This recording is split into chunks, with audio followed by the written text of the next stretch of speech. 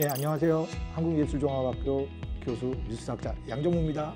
문학에서 고전이라고 하면 누구든지 다 아는 책인데 아무도 읽지 않는 책, 뭐 그런 걸 약간 냉소적으로 고전이라고 하고, 비슷한 경우를 미술에서는 이제 명작이라고 하는데, 우리가 명작 앞에 서면 약간 주눅들잖아요. 명작이 정말 우리한테 감동을 주는 포인트가 있거든요. 그 위대한 작품을 어떻게 하면 좀 재밌게 읽을 수 있을까? 그리고 또 명작을 통해서 우리가 미술 보는 눈을 또 익히고, 또 그걸 통해서 다음 명작 작품들을 찾아볼 수가 있어요. 그래서 명작은 우리가 이제 미술로 가는 지름길이기 때문에 한번 지름길로 미술 얘기를 해보려고 합니다. 제가 오늘 갖고 온 강의 주제는 명작은 어떻게 탄생하는가라는 강의입니다. 수학책 펴면 제일 먼저 뭐가 나옵니까? 집합 나오는 거 아시죠? 그래서 저는 수학은 집합만 공부하는 거예요. 계속. 미술에서 미술사라는 책을 여러분이 혹시 이렇게 보시게 되면 항상 나오는 영역이 있어요. 그게 바로 뭐냐면 원시 고대 동굴벽화입니다. 구석기 인류가 남긴 저 그림을 가지고 미술사를 시작을 합니다. 지금부터 2만 년 전 인간이 남긴 그림이거든요. 알타미라라는 동굴벽화의 한 장면인데요. 지금 천정 위치 정도에 되는 위치에 2만 년 전에 인류가 저기다가 그림을 그렸습니다. 이렇게 보시죠. 천장이 자연 안반인데 자연 안반의 그 특징을 살려서 그림을 그렸어요. 다시 한번 보시죠. 이렇게 책에서 보면 이렇게 밋밋해 보일지 모르지만 직접 가서 보시면 어떻게 되어 있는 거예요? 돌출된 곳에 맞춰서 들소를 그렸습니다. 별로 감동적이지 않으세요? 동굴은 원래 굉장히 위험한 곳이에요. 칠흑같이 어둡고요. 동굴 입구에다 그리는 것도 있지만 대부분 동굴 깊숙한 곳에 가서 저런 그림을 그립니다. 동굴 안에 들어가다 보면 그 안에 뭐가 있을지도 모르죠. 굳이 저런 데 들어가서 인간이 그림을 그렸는데요. 이제 어두운 공간이에요. 어떻게 그림을 그렸을까요? 등잔을 이용했던 것 같아요. 조그마한 등잔을 놓고 거기다 이제 자기가 원하는 세계를 동굴 안에다 그린 거죠. 조그마한 사람이 움직임이 있어도 등잔불이 흔들리겠죠. 그 흔들림에 의해서 이 그림들은 어떻게 보였을까요? 훨씬 더 리얼하게 보였을 겁니다. 그리고 동굴의 특징이 하울링이 좋을 거죠. 울렸을 거예요. 뭔가 굉장히 오디오적으로도 탁월했을 것 같습니다. 그럴 때 저 그림을 봤을 때 사람들의 느낌은 어땠을까요? 강렬했을 것 같은데요. 미술은 이렇게 인간에게 강렬하게 오지 않았을까? 이렇게 생각을 합니다. 혹시 가족들하고 여행 가셔서 몰입형 전시라는 거 해보신 적 있어요? 실감, 영상 체험 이런 거. 여기보다 더 큰 그런 공간에 사방에 프로젝션이 들어가고 근사한 음악이 흐르죠. 그리고 사람들이 어때요? 빈백에 누워서 이렇게 오랫동안 미술을 감상하는 그런 시간을 이렇게 보게 됩니다. 이런 걸 뭐라고 그러냐면 몰입형 전시라고 해요. 제가 왜 몰입형이라고 말씀드리냐면 약간 원시인도 몰입형 미술을 즐긴 것 같지 않으세요? 소리, 음악 다 있었다라는 거예요. 미술에서 우리가 이런 비교를 한번 해볼 수가 있는 거죠. 방금 본 이런 원시 미술을 명작이라고 생각되세요?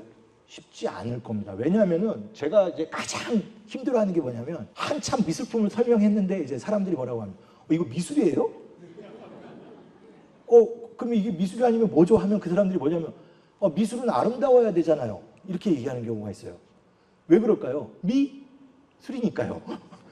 미술이 정말 미에 관한 것일까요? 미술이라는 용어는 신조어예요. 근대에 와서 만들어진 말이에요. 일본이 근대화하면서 유럽을 가니까 파인 아트라는 게 있더라. 파인 아트니까 뭐라고 번역한 거예요? 미술이라고 번역한 거죠. 사실 미술은 두 개 다 의미가 있는 용어인데 사실은 제주술자에 더 의미가 들어간다고 보시면 좋을 것 같습니다. 사람들은 다 미술을 하면 아름다움에 대한 세계로 보기 때문에 용어상 혼돈을 준다는 겁니다. 학회 중에 점심시간이었어요. 제가 또 뭐라고 미술의 가장 큰 문제가 미술이란 용어입니다. 이런 얘기를 했죠. 대중들은 미술을 너무 미에 갇혀있다고 생각하니까 미술을 좀 확장해서 보지 못한다는 얘기를 제가 했던 적이 있는데 한 학자가 계셨어요. 한자어를 공부하시는 분이 양 선생이 미를 잘 모른다는 거예요. 아름다움이라는 미라는 한자어 안에 양자와 큰 대자가 들어가 있고 근데 그 이전에는 큰 대자가 아니라 불화자였다는 거예요. 양을 불태울 때 신에게 뭔가 다가갈 때 느껴지는 그 감동이 미라는 겁니다. 확실히 이게 제의적인 요소가 있다는 겁니다. 이렇다면 모나리자가 주는 미감이나 원시 동굴벽화에서 오는 미감이나 미술로 묶일 수가 있는 거죠. 그리고 미술을 우리가 제의적이고 신비함과 신기함이 들어가고 경외감까지 갖춰준다면 미술이 줄 수 있는 감동의 세계라는 겁니다. 오늘 제가 보여주는 한 5, 6 작품들은 다 아는 작품을 한번 보여드릴 텐데 과연 이런 작품들을 다 명작이라고 한다면 그런 작품들이 주는 감동의 세계는 무엇인지 그게 묶일 수가 있다면 이 개념으로 한번 묶어보도록 하겠습니다. 이제부터 그냥 편안하게 들으시면 될 명작은 어떻게 탄생하는가. 첫 번째 작품인데요. 명작 하면 이 정도 돼야 되는 거 아니에요? 네, 명작이죠. 석굴암 앞에 이렇게 딱 서 있으면 3명 중에 한 분은 와 합니다. 진짜. 아무리 우리가 책에서 많이 봤다 하더라도 실제로 석굴암 본전불 앞에 서면 감탄사가 이제 나오는 거죠. 이런 작품을 어떻게 설명할까요? 뭘로 만들어져 있죠? 돌. 어느 돌이죠? 한국에서 가장 많은 돌. 예, 그러면 이제부터 화강암에 대한 우리가 이해를 하지 않고는 석굴암을 제대로 볼 수가 없다는 거죠. 돌의 단단함을 나누는 단위가 있는데 모스 경도라는 거예요. 분필 1, 다이아몬드 10, 대리석 몇인지 한번 보시죠. 3입니다.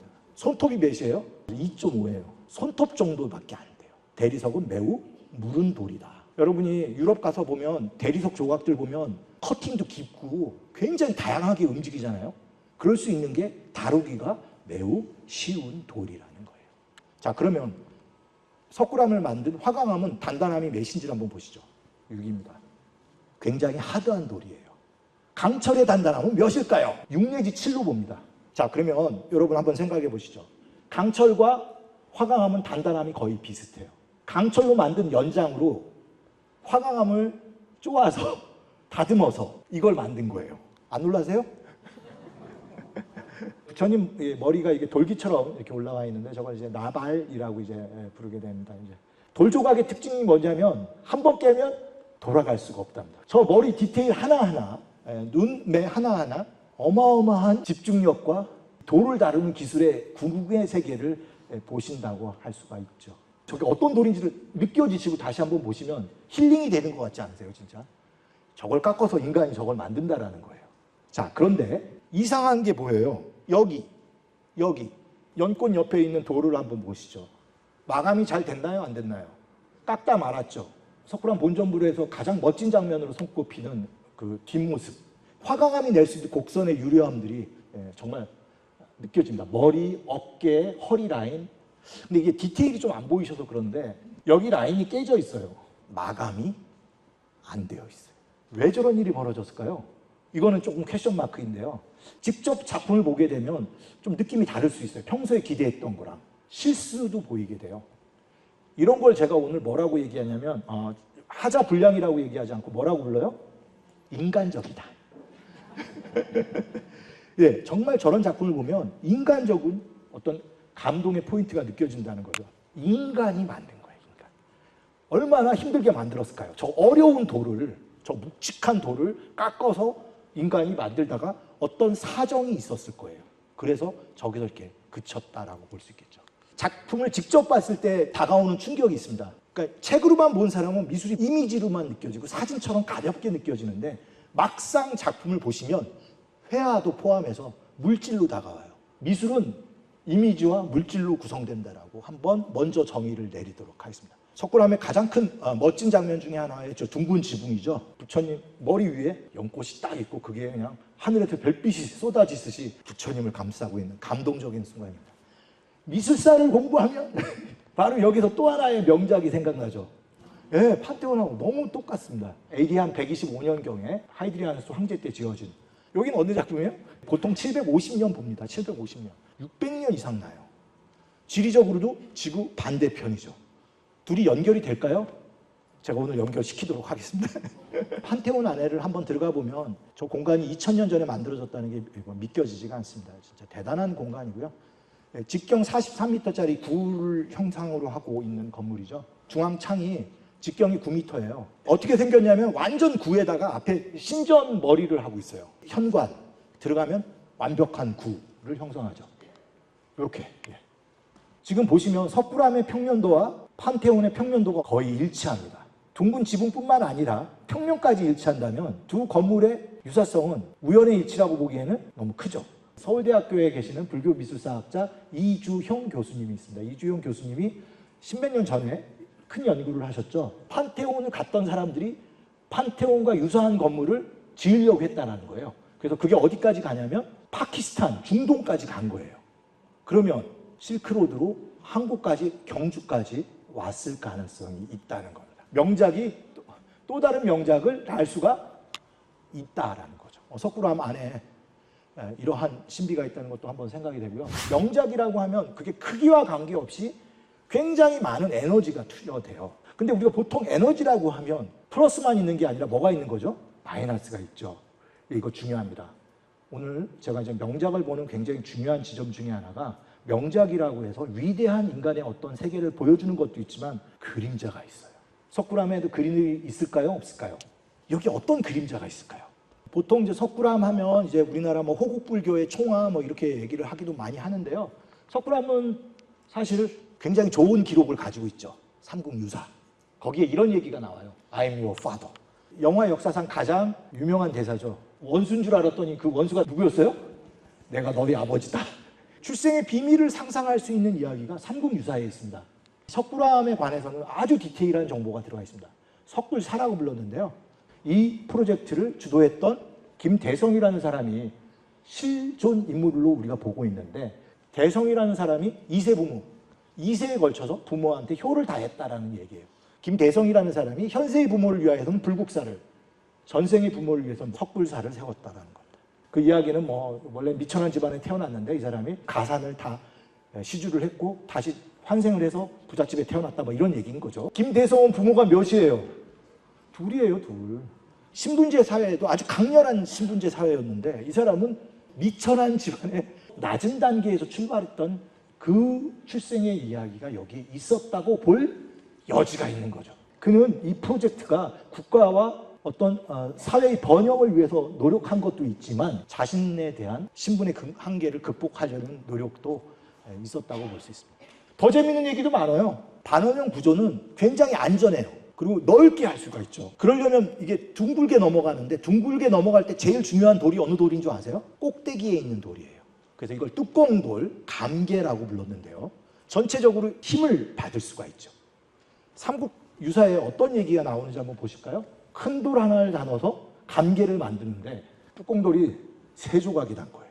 얼마나 억울할까요? 이것만 올려놓으면 끝나는데 김대성이 너무 화가 나서 진짜 잠이 들었는가 봐요. 그런데 이걸 천신께서 올려놓고 가셨대요. 신이 올려놓고 가셔서 감사의 제사를 올렸다라는 겁니다. 조금 피치 못할 사정을 미화했다라는 느낌이 확 들지만 결과적으로 뚜껑돌 감개는 3피스로 여전히 남아 있습니다. 지금 시스티나 채플, 요 성당으로 가겠습니다. 명작이 있죠.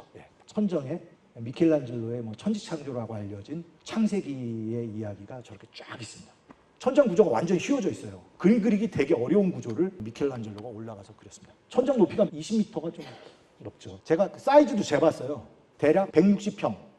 근데 이제 뭐 여러 장식이 더 추가됐기 때문에 넉넉히 보면 300평 건물이라는 거 아닙니까? 300평. 우리가 사절지 앞에서 뭘 그릴까 고민했던 그 생각을 한다면 어마어마합니다. 놀라운 거는 미켈란젤로가 그린 기법이 프레스코 기법이에요. 진짜 그림을 그릴 때 이렇게 까다로운 공정의 기법이 없어요. 석회 반죽을 벽에다 바르고요.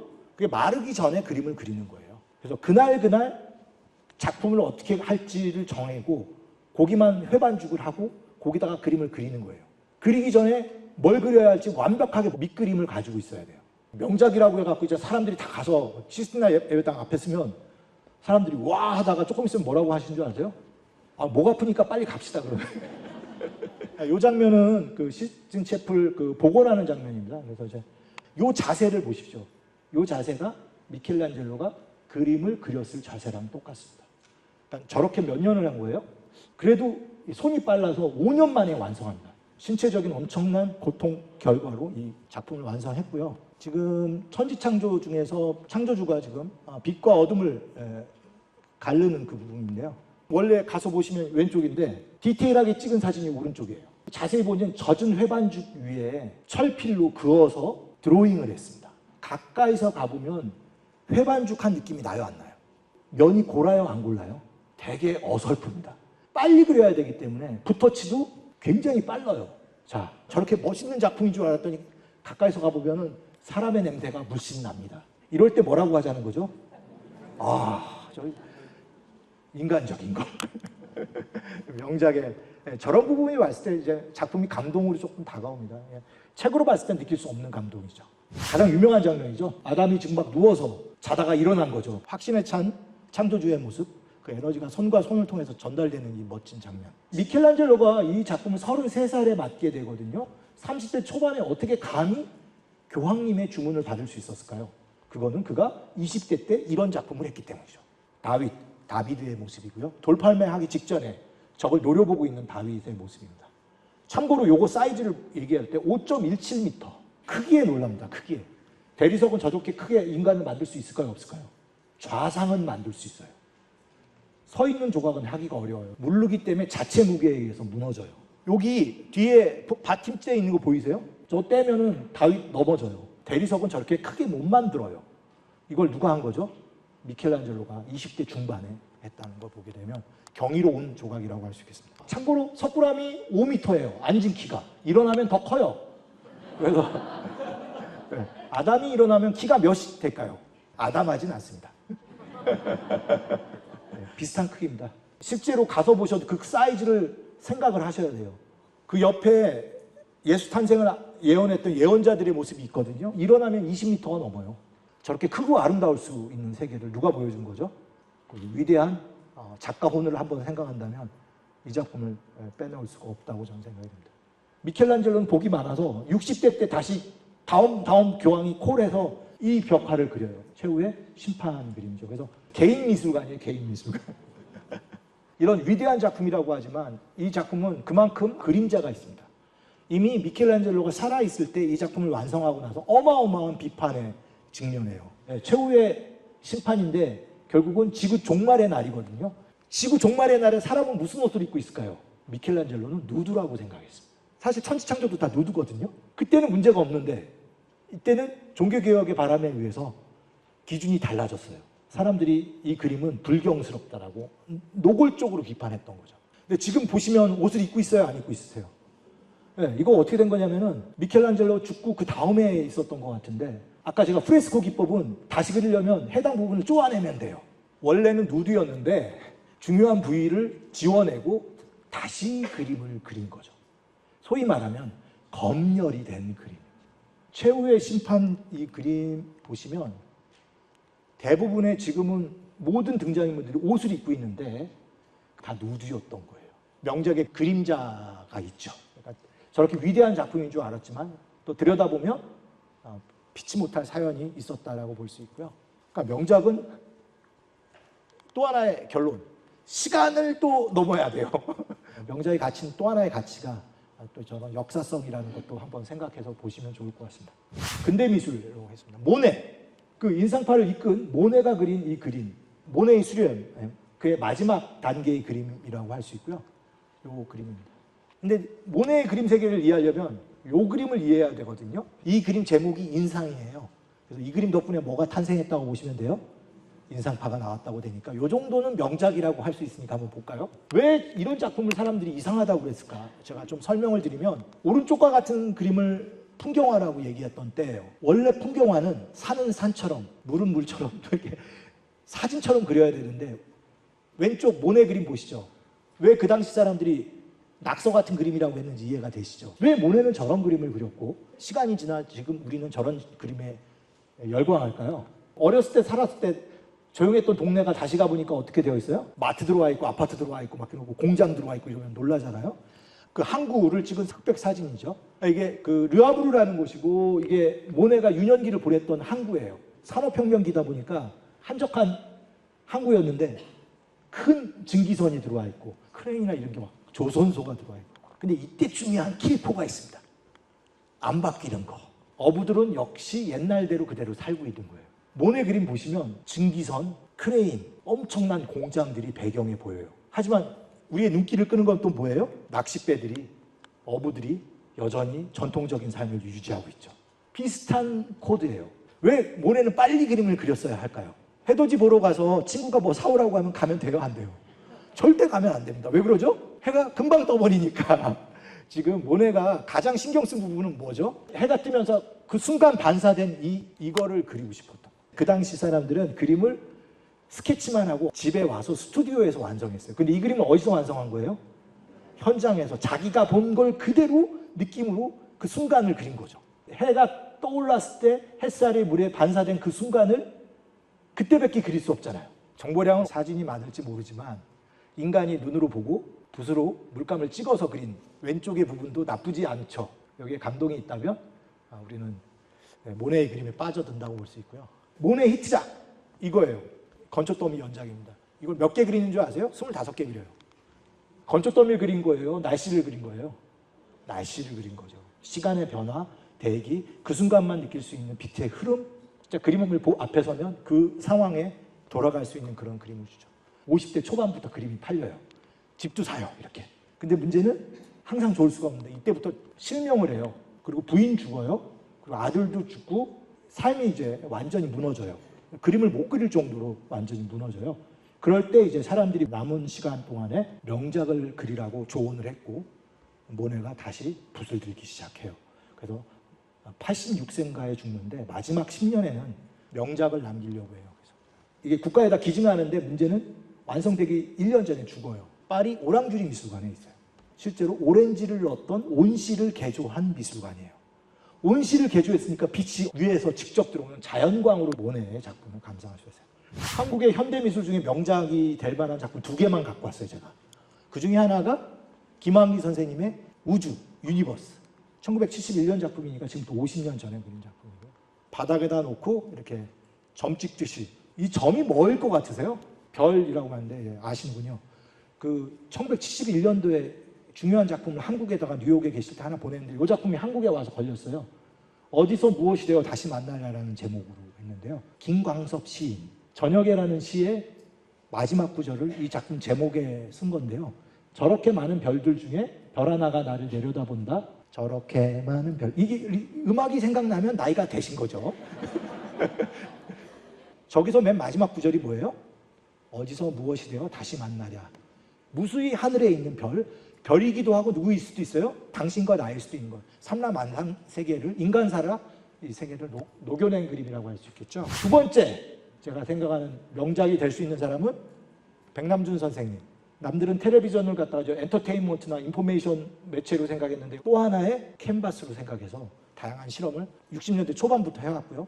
그래서 한국은 비디오 아트를 중심으로 이제 디지털 아트까지 가면 다양한 테크놀로지 아트를 얘기할 때 백남준을 뺄 수가 없어서 미술계에는 죄송한 얘기입니다. 아직 한국보다는 백남준 선생님이 더 유명하다고 할 수 있을 만큼 엄청난 영향력을 끼치고 있죠. 백남준 선생님이 1980년대에 쓴 글 중에 뭐가 있는 줄 아세요? 텔레비전 시대에 한국이 세계를 주도할 거라고 써 있어요. 요즘 엔터 산업에 한국이 안 되는 게 어디 있습니까? 어쨌든 텔레비전 시대에 한국이 세계를 주도한다. 근거가 뭔 줄 아세요? 들으면 조금 허탈해요. 텔레, 히라버거든요. 그리스어, 멀리, 비전, 라틴어, 보다, 멀리 보다. 우리가 어떤 민족이죠? 배달의 민족 아니고요. 백남준 선생님 키워드는 한국 민족을 기마민족으로 봤어요. 기마민족은 멀리 보는데 최적화됐다는 거예요. 한국민들이 제일 잘한다는 거예요. 근거는 어땠지만 답이 맞으면 되는 거 아니에요?